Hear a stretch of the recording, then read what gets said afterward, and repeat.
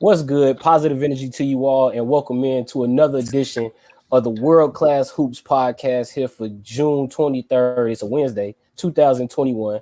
I'm your host, Chris Rouse, coming to you from my hometown of Chicago, Illinois. And once again, man, with the playoffs, I had to go get some help, man. I brought in Shaq Barnes yesterday. I had to go get one of my big dogs, man. I had to go get one of my big dogs to come in here and drop. No, don't make that face. I had to get one of my big dogs to come in, man. From Students of the Game, available on Twitter at SOTG Chicago, Facebook at Students of the Game Chicago. The Joe with Joe Morning Show, also available via Students of the Game, which is available on Apple, Anchor, Google, Spotify, and YouTube, much like the World Class Hoops podcast, as you can see at the bottom of your screen. He's also available on Twitter. This is one of my big dogs, one of my co-hosts, one of my good friends, Joseph Gregory. Welcome in, Joe. The first time ever here on the World Class Hoops podcast. Big shout out to you and Shaq Barnes. Y'all did. Like I was telling you before the show started, y'all were terrific. Shout out to my family. It's my first show I'm doing as a married man. She let me off honeymoon duty to hang out with you for an hour. So this is my first show. I got a lot of bling. I'm happy about my bling. I got show the bling. Show the bling. I got a wedding ring. I got a wedding ring. I got earrings now. I got a Bulls hat because I had to have a Bulls hat for World Class Hoops podcast. My first time here, and man, just happy to be here on the show, my brother. Just thank you for having me here. Yeah, this is the first time I had you on here solo. Usually we do like the crossovers, the SOTG World Class crossovers. But this is the first time I wanted to bring you in for your expertise, man. You know, wanted to bring you in for your expertise on these NBA playoffs because I know you've been watching them like I have. Much too kind. You know why I called you too kind? Why is that? Because all my final picks are not there anymore, and yours are still there. So I know your ass is being sarcastic. And the hands is up, bro. The hands is up. That's you getting your own head. That's you getting your own head with that, man. But I wanted to bring you in because I know you've been watching like I do. Because you know, me and you, we've been doing the Joe with Joe Morning Show, Students of the Game. So I know you've been watching the playoffs. So I know you saw the Phoenix Suns last night. Phoenix Suns last night win game 1 against the LA Clippers. I'm sorry, game 2 against the LA Clippers to go up 2-0 thanks to the DeAndre Ayton tip in. I just want to know, first off, what's your thoughts on the DeAndre Ayton tip in, man? I mean, that was an amazing play. I mean, all game, even with the very first possession of the game, big shout out. I mean, I know you paid attention to this. Devin Booker with these screens that he set was really setting all night. And that's really was the key to the whole play was him creating that. Zubac was really doing a good job staying attached to DeAndre Ayton. But when you like 7 feet and can jump like DeAndre Ayton, all you need is about that split second where the body's not attached to you. And he rolls up. And Jay Crowder put the pass right there by the rim. You know, you can't have a goaltender on a play like that. That's another thing about the rule book. So terrific draw up by Monty Williams. And terrific execution by Jay Crowder, terrific screen by Devin Booker and DeAndre Ayton. I'm sorry, with a hell of a flush to win the game. You know what I think is something that's underrated. You mentioned Devin Booker screens. Jay Crowder's a dime dropping ability. He had a alley oop earlier in the game to DeAndre Ayton. He made me scream almost when he dunked. It looked like he was gonna shoot the 3, and he put that boy right there. He put Zubac right on the money. Man, he put Zubac in the poster. So. Man, DeAndre Ayton right now, 24-14 last night, growing up in these playoffs, like they said, AD the first round, Jokic the next round. Nobody really on the Clippers to really deal with him, and that's I don't know, man. I might end up being the key to the series, man. DeAndre Ayton being a beast in that paint. You know what I'm saying? Zubac had a double-double last night with 14 and 11, but man, DeAndre Ayton is on another level right now. I'm glad you mentioned that. That's also something else I wanted to get to about the Clippers on the interior. Throughout the playoffs, man, I don't like to often say this about players, but Ivica Zubac, he's been fooled on defense in these playoffs. See Luka Doncic in that Dallas series, and he's had no success stopping DeAndre Ayton. With Serge Ibaka out of the lineup, any possible outside solution for the Clippers that you see?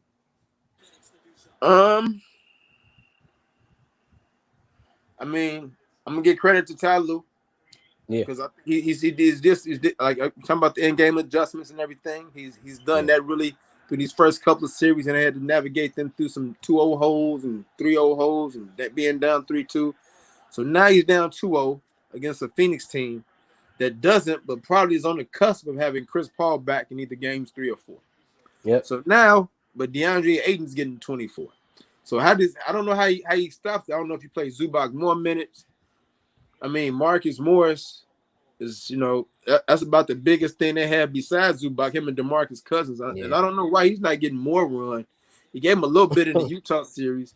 I think he might have to give DeMarcus Cousins a little bit more run. I mean, just to give Ayton something to do, something else to think about, at least his three-point shooting ability.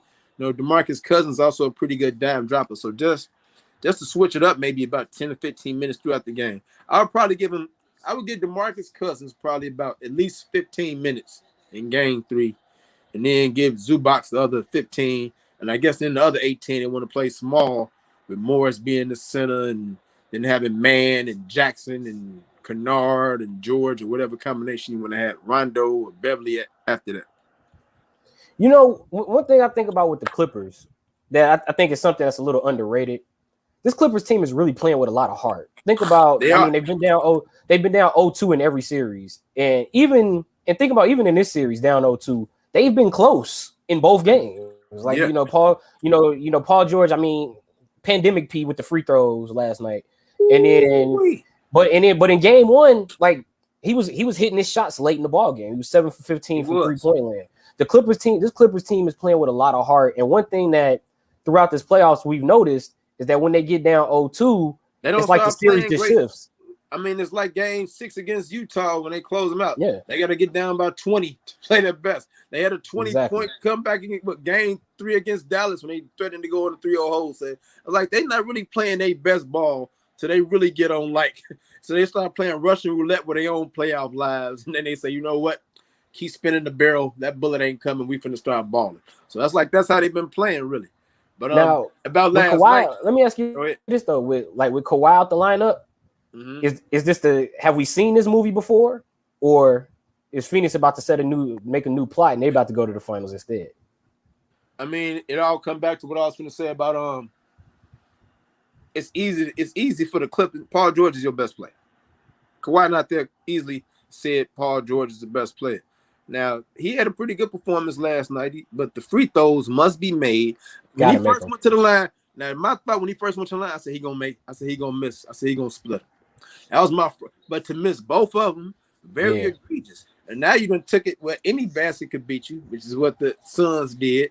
At least if you make both, you limit the options for the Suns to say, okay, we got to shoot something from 23 feet to even tie the game up. Can't get a tip in. Can't get that tip in. For him to miss both of them. So for him to miss both of them, that was really, that was his moment last night. He made some big moves to come back. It would have been great to be 1-1 going back to LA, but he missed both of the free throws. And then the inevitable happens with the review. And I don't know if you're getting which review. Man, I feel like every time the ball goes out of bounds, it's a review.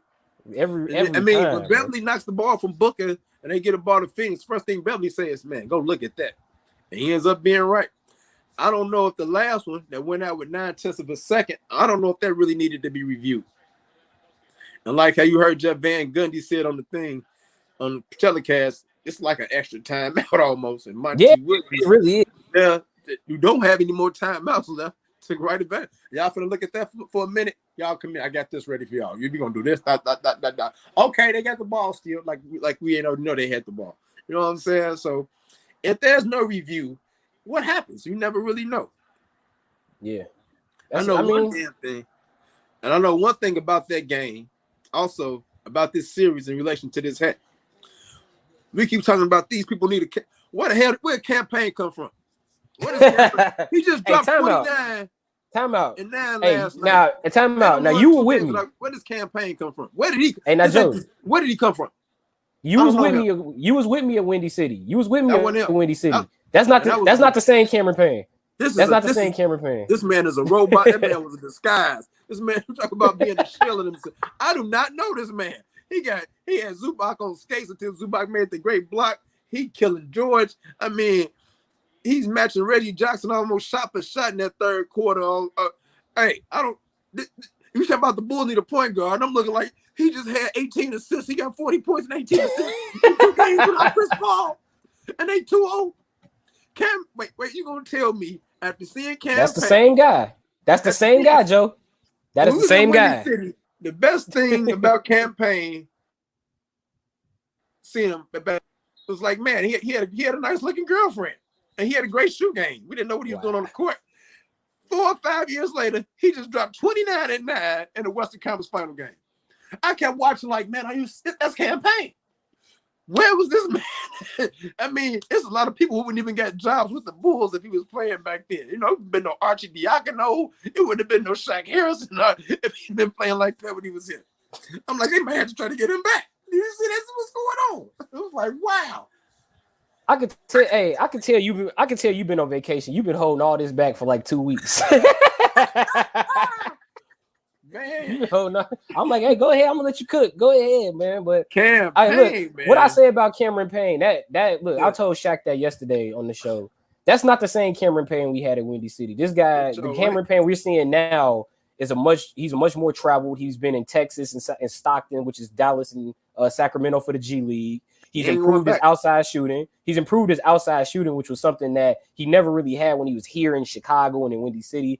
But he could always like get to the basket. Now that he has the ability to hit the outside shot, he knows how to use his quickness, slow the game down. He knows how to use mismatches. He's much better at reading the game. I just want to say salute. Hey, salute. IQ. Salute, man. And also, this is also what happens when you have the effect of a guy like Chris Paul in your team that somebody else that can put you up on their wing. Hey, young fella, you got all the ability in the world. Let me show you the little things you need to tighten up on. And I think that's it. Almost he don't look like Chris Paul out there, but I mean, you can see the influence. He putting on the show right now. He putting on the show. You can definitely see the influence. You can definitely see like how calm he plays now. Yeah, and how calm he plays and everything. Calm. And I think when you look at campaign, I know I was watching the show last night. I was watching y'all yesterday. This is almost the stage you be like Kobe White can be like that, and he a little bit bigger. Somewhat like you feel like Kobe White can get to where campaign is at. Do you have the patience for him to be like that in the next 2 or 3 years? Because campaign look like, man, I was looking like, wow. I was watching it every time they throw it. I'm like, I mean, the move when he put on George, when he hit George with the fake and then just went up under him with the left and was like, okay, I'm here. I'm not gonna lie to you. When I watch the Phoenix Suns games and I'm in basketball mode. I'm a Bulls fan. I'm watching. I'm like, man, he never did this on the Bulls. I'm right there with you. I've been saying that the whole playoffs. Like, man, he never did this on the Bulls, man. I feel in the same way. It's like having a 600-pound girlfriend, and then you get mad and you dump her, and then next thing you know, she's 38, 24. 37, and all of a sudden you're like, who is that? You thought I didn't think I was gonna look this good 4 or 5 years. When she glow up on you real quick. Keto diets. Told you I was gonna hit these salads. Now I look great. Now what you need? You need one of me, don't you? Mm-hmm. And that's how the Bulls is now. You saying Cameron Payne glowing up on the Bulls right now? I'm saying that. I'm looking like I don't think I don't look at it like that, but man. I don't think it's that. Like, look at this. No, I don't think Cameron Payne is glowing up on the Bulls. I think right now, he's just mature. Like I said, he's a much more traveled veteran. So I honestly, back then, he was out of the league. If that's the case, he's glowing up on Dallas, Stockton. He was in the G League. He was almost out the league. So I can't really say he glowed. I think he just kind of like found his footing a little bit better. And now you got Chris Paul. You got Chris Paul with you. I mean, come on, man. We saw OKC last season, and we seen it again in Phoenix this year. So. Yep. Shout out, you got to give Chris Paul some credit. But salute to Cameron Payne. Salute. All right, for the Clippers, man. Let me get to this for the Clippers, man. They're down. So they're down 0-2. They're going home. Reggie Jackson, I mean, he's been playing well. Paul George, he has good numbers, but I mean, it's a lot of shots. Marcus Morris has been shooting it well. Other than Kawhi coming back, what adjustments can they make to try to come back in this series against Phoenix? Other than what we mentioned earlier with Zubats going against Ayton. I think you saw the adjustment also from Ty Lue. As you saw him start Beverly, had Beverly really trying to hound Booker and make Booker work for his shots a little bit more. Try to wear him down, I think, a little bit toward the end of the game. Excuse me. What other adjustments? I mean, without Chris Paul, like they really try to contain Devin Booker and try to, like in those last couple of possessions, we gonna run an extra defender out of Devin Booker, who also big shout out to Devin Booker on his first ever triple double in game one with 40 points, 11 rebounds, 13 assists, 13 rebounds, 11 assists. That was terrific.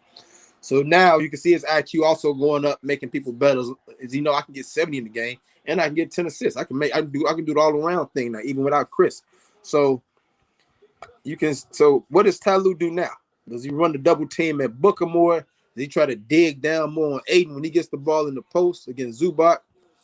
I think he's going to try to take away Ayton more in game 3. Now, how they do that, I want to see how they're going to do that when the biggest size really is Zubac and the aforementioned DeMarcus Cousins, who's been doing a lot what I've been doing, which is watching the game. He's just got a better seat. So is Ty Lue going to use him now as they go to game 3? I think you gotta try to make DeAndre Ayton work harder. I mean, I don't know how many fouls he even has for the whole series right now. I know he picked up one late with it. I mean, you got to make that guy work. You know what I'm saying? Paul George driving every now and then. That's cool, but I think you need somebody he's got to grapple with in the post and a legit offensive threat. That's why I say I think you got to bring Boogie in. I'll bring Boogie Cousins in about with 5 minutes left in the first quarter and say, hey, play your game and see if you can make them work a little bit, I think what the Clippers need, one they need rest. I think they need some rest. I heard you say that yesterday. They need some rest. Really to get that. I mean, they're not. The playoff. If you go 7 games, this is what you get. Now, I did worry a little bit about the Suns and their rhythm. I mean, you go through Denver like a hot knife through warm butter and be over with in 4. They had their rhythm right back on kill on Sunday or whatever, and also again last night.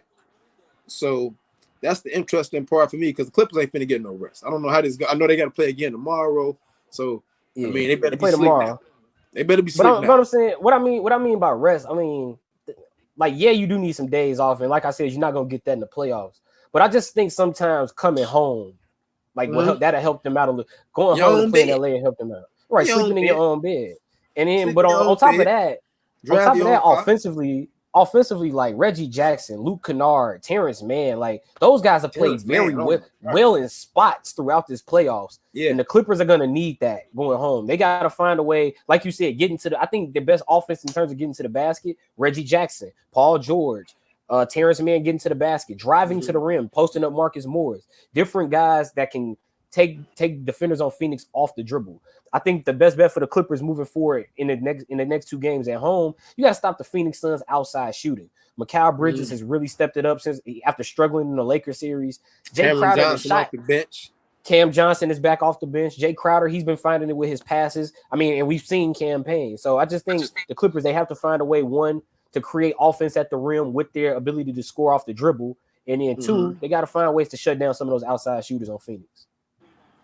Yep. I mean, the role players. We always talk about role players playing better at home. Like you said, Kennard, Terrence is growing up. Terrence Mann, he's a man. He's a man. Getting 39 in game 7. He was a man. So those couple of guys off the bench, along with Rondo, getting people in there all the right spots.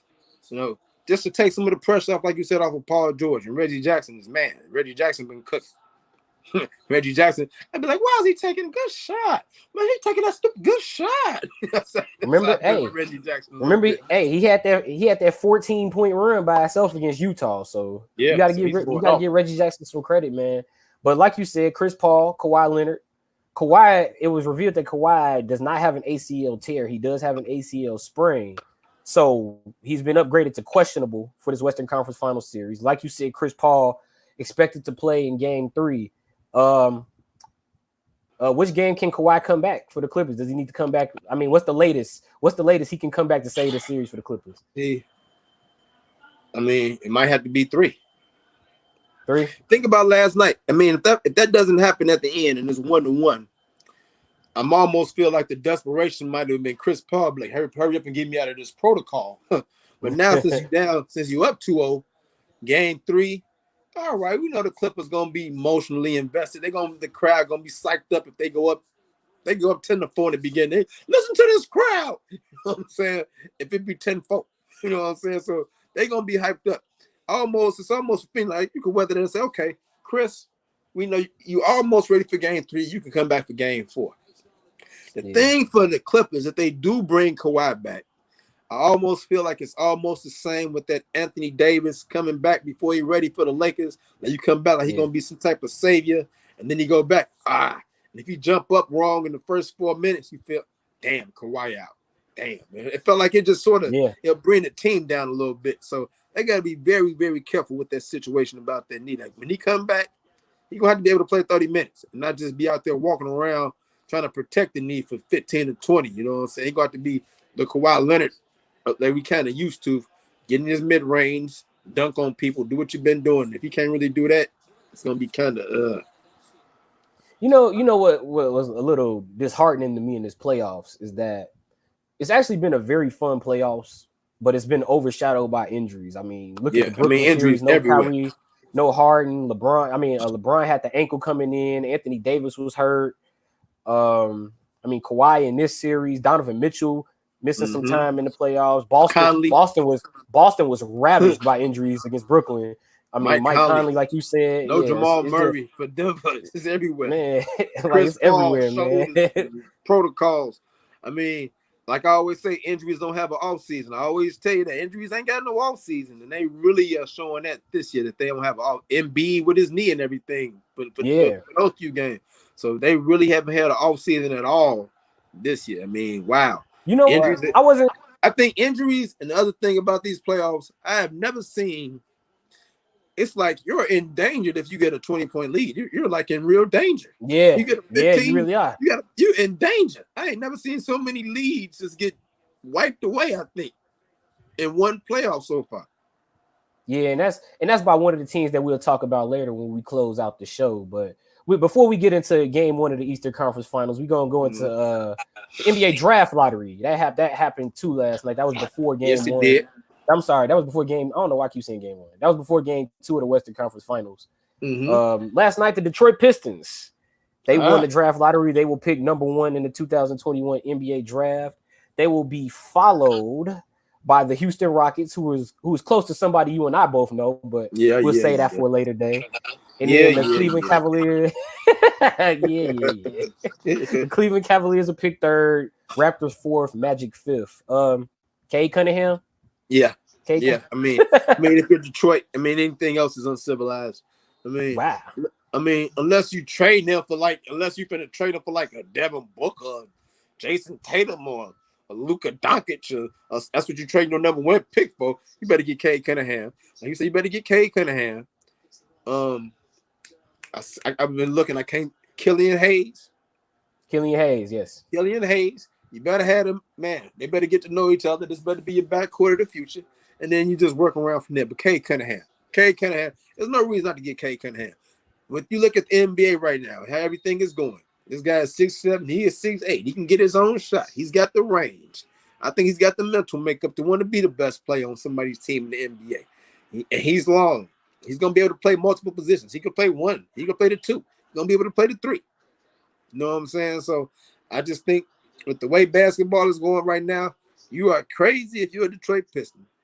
You have a reason to be outraged if your pick goes by and Cade Cunningham ain't trying to fit a Pistons head over that big old fro.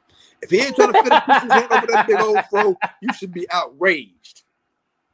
So, all right. So basically, what you're saying is Cade Cunningham's number. I'm right there with you. I think Cade Cunningham is right now. I think he's the clear-cut number 1 pick in the draft. I think he's a clear-cut top prospect. Not to discount some of the other guys, I just think he's more NBA ready right now. I think a lot of the other guys that are going to probably follow behind him, likely to go to Houston, Cleveland, Toronto, Orlando. You know, guys like Mobley, Suggs, Green, Kuminga. Also, take a minute. Might take a minute. I got married. And also, I let you know I got married, so I'm a little bit behind. I'm gonna be better next time I get the students of the game and I got to go through these draft prospects. I'm gonna be better. You'll be all right. I'm gonna be all right, bro. But life. I love my wife and I love basketball. It's like I got it's that. But after Cunningham, you got Mobley coming out of USC. Like you said, Jalen Suggs and Jalen Green. I think it's for Houston. It's gonna be really interesting because I really love the game that Jalen Suggs has. But you also brought John Wall back last year. He's coming back. This is gonna be his second year off the injury. So I feel like he's going to be a little bit better next year. The only thing about that is, what does he have around him? No, he can go for 25 and 11 assists next year, and they might be the 10 seed. You know what I'm saying, in the West. Yeah, possibly. So could be the case. So are you looking at John Wall as a possible? Is he gonna stay here and be a part of the rebuild or a part of the core, or do you try to ship him and say, well, I know John Wall probably don't want to be here. Let's try to get him to a contender, see if we can get another young dude from there. Let's get Jalen Suggs and just go.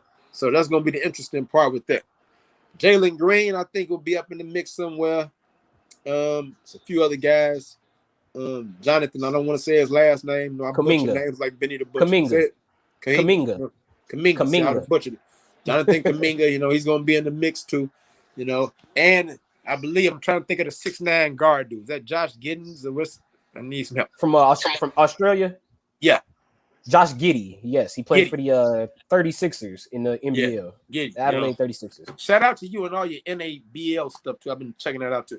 But I think when you 6'9", I think he's gonna be in the mix too. That's what it's all about, being able to be big. It's almost like this is the perfect time in America to be 6'7" and to know how to handle to be 6'7" to 6'8", hey, know how to handle if you could dribble.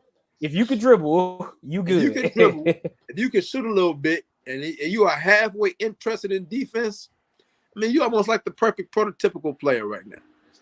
You could put, because right now with positionless basketball, I could put 4 people that's 6'8", just out there, and they can just know how to play, know how to play basketball and be there and be athletic and dunk on you and get rebounds, be good enough to be defensive, be good enough defensively and everything. So, man, that's what I meant with it. Now you know what? You said something interesting. You was like, if Detroit doesn't go you said it should be Cade Cunningham for Detroit. Yeah. So say it's not Cade Cunningham. Say it's who I think is the number 2 prospect in Evan Mobley. What do you think about a possible Killian Hayes, Evan Mobley, Lob City, like alley-oop high pick and roll combo? Not Lob City, but you know what I mean. I mean, it could be Lob City. I mean, Evan Mobley, he's a very tall young guy. He's gonna be springing. I think that could work, and I think it probably would work. But it's just something about guards right now. Something about guards, and that it's like you can't have enough of them. Think about the Clippers right now. Kawhi Leonard is out. We seen Terrence Mann has been growing up. He had some floaters yesterday, and he was hitting. I was like, that's very coming down. Yeah, that's very interesting to be 6'5" and 6'6" to be 6'5" and 6'6". To have that mid-range game or whatever. So he's just been coming along. I mean, it's like you can't have enough wings, or I would say versatile wings on your team now. Yeah. Like if I could have 4, 6, 8 people, you'd be like, it's almost like I was watching something. This is a throwback. I know this is super old. I was looking at yesterday or 2 days ago was Clyde Drexler's birthday. Yeah, I saw that. And you just think about that era back then. And Portland would have been so far ahead of the curve if they could have just been like, you know what? We already got Clyde Drexler. Let's get Michael Jordan too. They would have been so ahead. Yeah. They would have, but they no telling what would have happened in the Western Kanye history if they would have just said, they could have thought outside the box a little bit, like, man, we could put one of them at the 3. We could put 2 guards together. They could have had Dame and CJ before Dame and CJ. Right. And they didn't think like they thought, well, we already got Clyde Drexler for the wing. Let's get Bowie. And let's get the big. And they got the big, and we know how Bowie's career ended up. We know how Mike's ended up. But that's how. Time out though. But in the Last Dance, we did see. Now we even saw like some of the experts say, like, well, at 6'6", I don't know how he could possibly lead a team. So we did see that. So we do know that was the thought process back then, that you did have to have the interior big man. I mean, exactly. So you are right. So you are right. If they would have thought outside the box, like, yeah, you could have probably had Dame and CJ. It's almost like Dame and CJ with MJ and Drexler. Say if you were the Hornets right now, and you got LaMelo Ball. I don't know, somebody offered you a crazy package to get into the top 2 or 3, and they was like, "Hey man, you give us Devontae Graham, Terry Rozier, and I don't know who." PJ Washington or something. Right, I'm about to say anybody but Miles Bridges. Anybody but Miles Bridges. Give us PJ Washington, give us Devontae Graham, and give us Terry Rozier. We'll give you and the top 3 pick. Can you imagine a LaMelo Ball and a Cade Cunningham together, tearing up the East for the next few years, to be that long and tall, to be 6'7" and 6'8", and to be able to move the ball and throw all these passes to each other and to other people? I mean, that's what's going on now with these versatile bigs now. Can you imagine Cade Cunningham right now if he ended up in Dallas with Luka? Not saying that that's going to happen, because I'm just hypothetically speaking right now, talking about how the NBA going. Can you imagine a Luka and a Cade Cunningham? I mean, to be 6'7" and 6'8" with that scoring ability and the basketball IQ. I'm sure Cade Cunningham would like that too, because I saw an interview he had a long time ago. Cade Cunningham, he even said he feel like he's most closely to Luka in terms of play style. So like that would be an interesting backcourt. But for me right now, as it is, I think Cade Cunningham is likely going to Detroit. Mobley would be number 2 in Houston. And I can see that. But the most interesting thing to me is more so at number 4, because Toronto with Kyle Lowry being a free agent, you got Jalen Suggs and Jalen Green right there. What it was like, I'm interested in seeing how that plays into the Kyle Lowry situation. Now, if you're Toronto, you got this Kyle Lowry situation or whatever. I believe he's a free agent now. He is a free agent. I think you let Kyle Lowry walk. Say he had a great career as a Raptor. You appreciate everything you did. The heart, one of the greatest competitors. You got your ring here. We love you, but it's time to move on. We got to move on. We got Spicy P in the building. We got OG. We got Van Vliet. Now, do you want to keep Van Vliet and let him run it? Now, Jalen Suggs is that generational shit. That's really generational. Do we keep Suggs? I mean, that might be the quandary. It might be the thought process for them. Or do you say, man, Jalen Green is more like a 2. We already got Van Vliet. Yeah. Put him in between Siakam and OG. Man, what do we do here? So, yeah, like you said, it's going to be a lot of – it's like the further you get down, it's like you got a couple of no-brainers at the top. Once you get to those the draft is more interesting. The draft is more interesting outside the top 5 this year to me. And like that's when you start last year was at the top. That's when you start seeing the GMs and the president of these basketball operations. People start earning these commas. Then you know what I'm saying? Yeah. Like I just think the draft is more interesting this year. Like outside of the top 5, like other than Toronto, it's like all right, like it's kind of obvious. Everybody else is like, man, the Bulls didn't get a pick. What are some of these other teams going to do to maneuver? Are we going to see some trades? Like we just saw Boston trade with OKC. So, it's more interesting to me outside of the top 5 as opposed to last year where it was like, man, LaMelo, Anthony Edwards, and James Wiseman, all 3 of them guys could probably go number 1. So, this year I feel like it's Cade Cunningham, and then it's more interesting below. It gets more interesting after his once the workout started up, look at my head. We ended up with Pat Williams. Nobody really had them on the radar. We was taking Wiseman, Ball, and Avdia, Denny Avdia, Obi Toppin, Obi Toppin. Then once the workouts come, like I said, only one person gotta like you. Only one team need to fall in love with you. It's up there. And the Bulls fell in love with Pat Williams, and they got him. So that's all about the love thing. Also, once these workouts start ramping up after we get through these playoffs, falling in love with somebody. All right, well, it's that time of year, man. These playoffs have been fun. We already talked West. Let's bring it back east. It's the Eastern Conference Finals. The Atlanta Hawks, Milwaukee Bucks, game 1. Me and Shaq talked about this yesterday here on the Yes, he did. World Class Hoops podcast. I know. Go ahead. Hold on. I said my key. I had to catch myself. Yeah, my key to the series was Drew Holiday. So, what's your? I think his offense, his scoring was key against Brooklyn. His defense against Trae Young. So I just want to get your keys to the series, and also your thoughts on this Atlanta Hawks playoff run, man. Reminded me of them '89 Bulls a little bit with these upsets. The last time we did a show together, I believe it was Students of the Game on June the 10th, and I was asking you about what do you think about a long series with the Hawks and the Sixers and them dragging them through the series. They ain't only dragged through a long series. They dragged their ass right to the boat and got them fishing.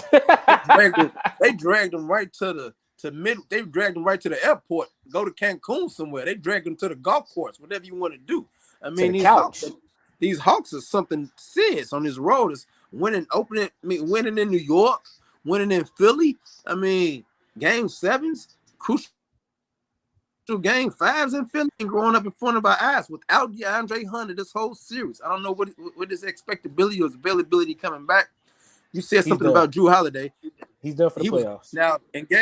Now Drew Holiday in game 7, first part, I didn't know if he was nervous or whatever, but it's like all his shots were like, let it rain, in the top of the backboard. I'm like, what's wrong with Drew Holiday? But in the last 6 minutes, arguably the best player on the court, right there up with Kevin Durant. One of the reasons why they're still in the playoffs right now.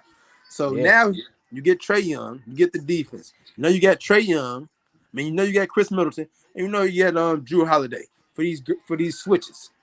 For these switches, that's what's going to be it. 6'5" Drew Holiday, 6'8" Chris Middleton. So how can they make life difficult on Trae Young? And also, Bogdanovich also right now has the knee problem. He's questionable for the night. That's big because now you're going to have to bring Kevin Werder probably in off the bench, which is going to take away a little bit from your bench. So with that also being said, these are the Eastern Conference Finals. Giannis Antetokounmpo, he's bigger than Clint Capella. Look, he's probably bigger than Clint. I mean, 30 and 15 must be a must. But I mean, he's got to step on it. He's got to step on the gas now. Dominate John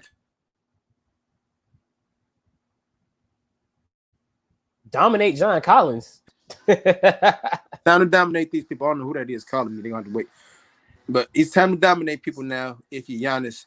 John Collins can't match up with me. Clint Capella can't match up with me. Solomon Hill, all these little switches, whoever they bring with me, I'm putting you in the blender. I'm putting you in the poster. I can smell the ring now. I got 8 wins for these people to get off my back. I'm 8 wins away from getting all these people off my back. I'm 8 wins from getting the parade to Wisconsin.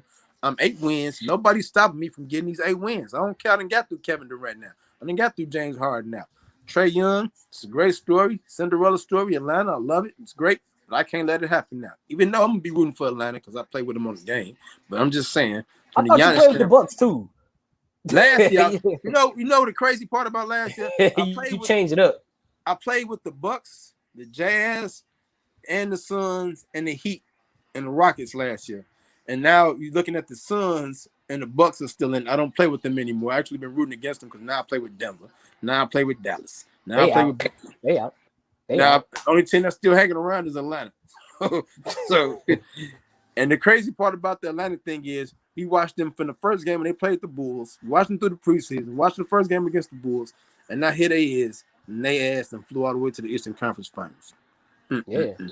But yeah, it's a great story. I remember, man, 124-83 against the Bulls on December 22nd. Like I saw it. They was lighting it up.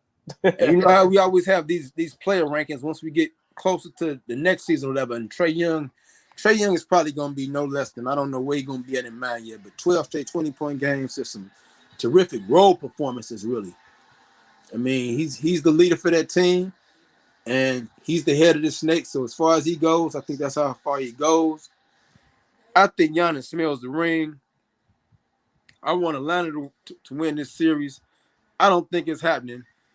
I think we're looking at a gentleman's sweep. Wow, 5? Wow. I think we're looking at 5.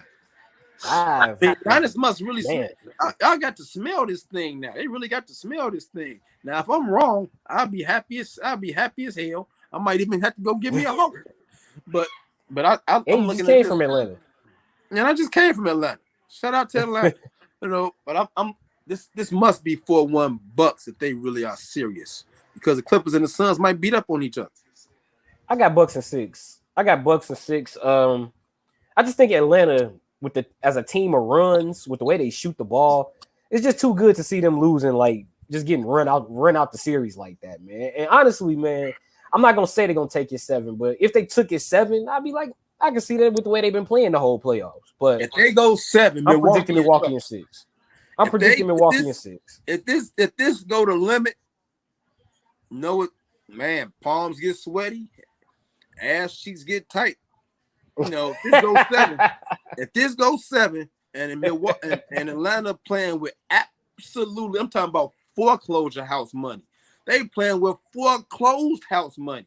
They don't have no pressure if they get to game 7. But Giannis Antetokounmpo, Chris Middleton, Drew Holiday, if they get to a game 7 this time, Not with this team. They better head us up with in 5, or like you said, minimum 6. If they go to 7, then we're gonna be some nervous. There's gonna be some nervous cheeseheads up there. I know that.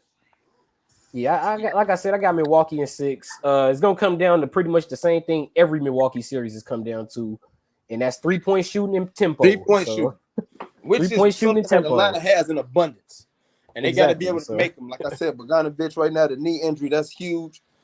Like I said, I didn't see the DeAndre Hunter actual injury whenever he suffered it against the Knicks. I just knew it kept him out all series last time. I don't know if he's coming back. That's a huge he's out. Huh? He's out. He's out for the rest of. He's out for the playoffs. Okay, so that's huge. I mean, so you got to have Bogdanovich right now to help out Trae Young. Don't hurt him. They got to help him out from outside. Something else that I think is kind of flying under the radar, man. These guys on Atlanta, they can't. Not only can they shoot, some dudes can score. Like Gallinari, Bogdanovich. He can give you 10 in the third quarter. Give you a big 10. Lemon pepper. John Collins. You know, John Collins, Lou Williams, and then honestly for Giannis, man, I think it's gonna be a tough series, man, because Atlanta has bodies, man. They got bodies to throw at him. They got Capella, Collins, Bruno Fernando when he comes back from suspension. They've got Onyeka Okongwu. They got a number of guys that they can actually throw at Giannis. So I think Atlanta can take this 6. I got the Bucks in 6, but I think Atlanta's gonna make it interesting, man.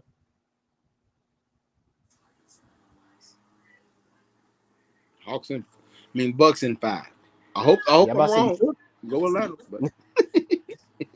All right, man. But yeah, man, I want to thank you for stopping through for the World Class Hoops podcast, man. Happily the newly married man here.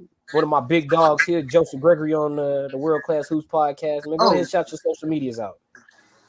Oh, yeah. I'm happy for being here. Catch me on Twitter at JoeStuff710. Remember the date 710. It's a very significant date in American history. But at JoeStuff710 on Twitter. Also on Twitter at Students of the Game Chicago. Check us out there. Me and Dr. Rouse and me and our other good friend Dr. Justin Adams will be there.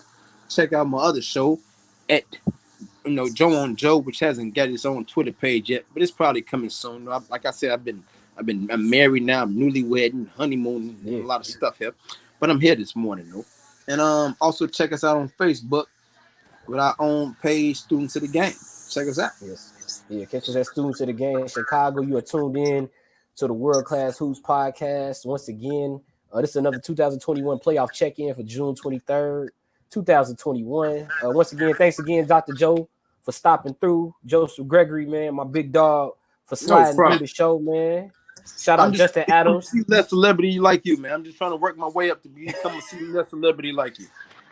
I'm trying to. I mean, trying to get some higher letters on the list, But for Dr. Joseph Gregory, hey, shout out Dr. Justin Adams, man. A student of the game as well. But this is another presentation of the World Class Hoops podcast, man. Positive energy to you all, man. And I'll catch y'all next time with another edition of the World Class Hoops podcast, man. Y'all have a good one, man.